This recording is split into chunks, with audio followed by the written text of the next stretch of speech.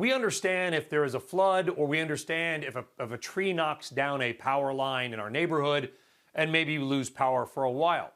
It is more difficult to understand what's happening now, Tim, which is that power companies, the ones we rely on, we probably don't even think about except for when we have to pay our monthly bill, suddenly cannot find the electricity they need. Explain to us in layman's terms what's going on.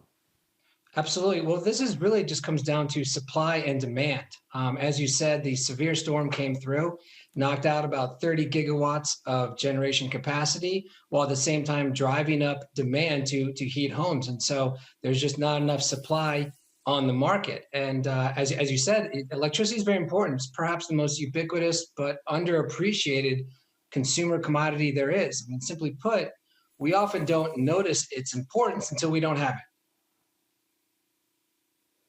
Yeah, there are refineries that we are showing that have been shut in because they're simply too cold, or maybe the workers simply can't get there.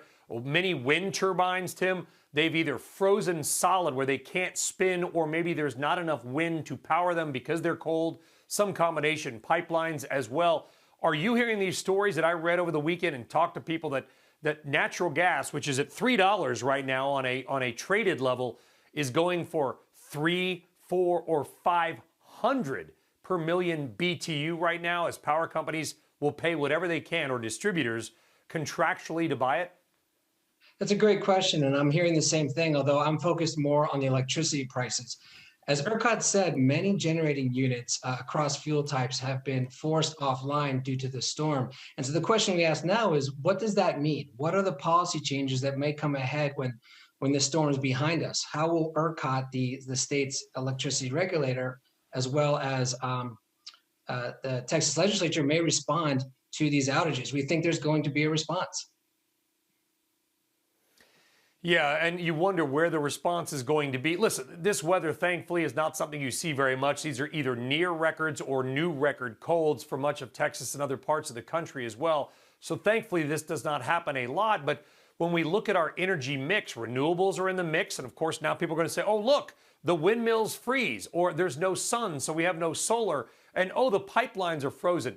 It seems like when we look at these types of events, this one or others, Tim, that the answer seems to be a mix, that not one thing will work all the time. Would you say that's a fair statement? I think that is a fair statement. It's a good point to make. Again, as ERCOT said, it was a number of generating assets across different fuel types.